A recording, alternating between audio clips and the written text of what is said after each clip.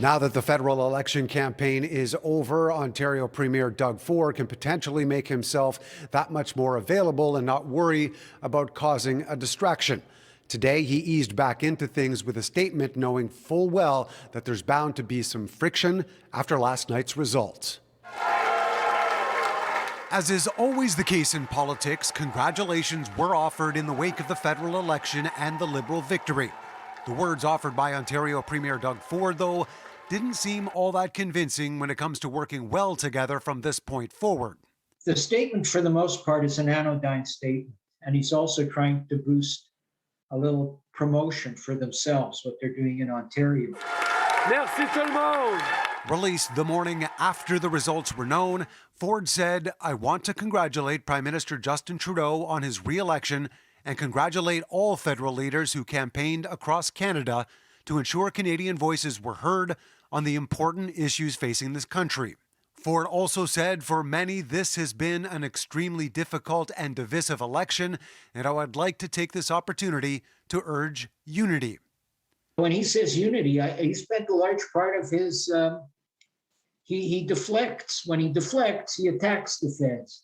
When he realizes his side has been beaten, because for sure he was cheering for O'Toole yesterday. Throughout the federal election campaign, Ford has largely taken a back seat and hasn't been seen or heard from, while federal Conservative leader Erin O'Toole took the spotlight.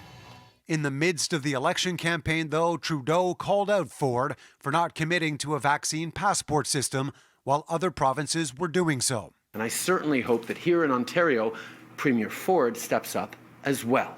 Ford, on a number of occasions during the course of the pandemic, has made a point of taking aim and criticizing Justin Trudeau for the handling of vaccine rollouts or travel restrictions at the border. There's two things Justin Trudeau is responsible for, two things only throughout this whole pandemic, is to make sure we have enough vaccines, and we saw what happened there, and to make sure we secure the borders.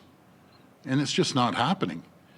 All signs pointing to a rocky relationship moving forward, especially with a provincial election set to take place on or before June 2nd of next year. If there were an election today, I think Ford and the Conservatives would get re-elected. But the election isn't today.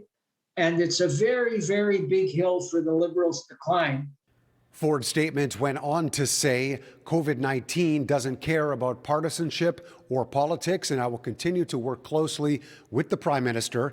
People elected our government to work in the best interest of Ontario, not in service of one political party over another."